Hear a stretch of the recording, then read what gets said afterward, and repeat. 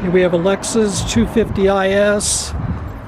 Driving along yesterday, and the mirror just like it's totally messed up. So we're going to do a quick repair on this. Okay, so the mirror's moving around. I'm just going to do a quick repair because I don't want to mess with this thing. I've got double stick foam tape. The first thing, you really have to make sure you clean this really good so the tape will stick.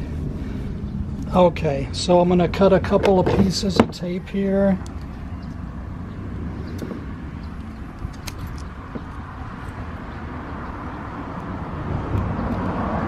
One right there.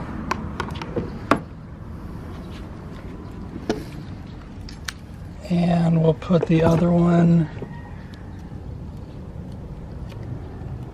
right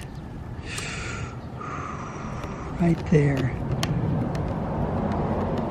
Okay, let me peel the backing tape off.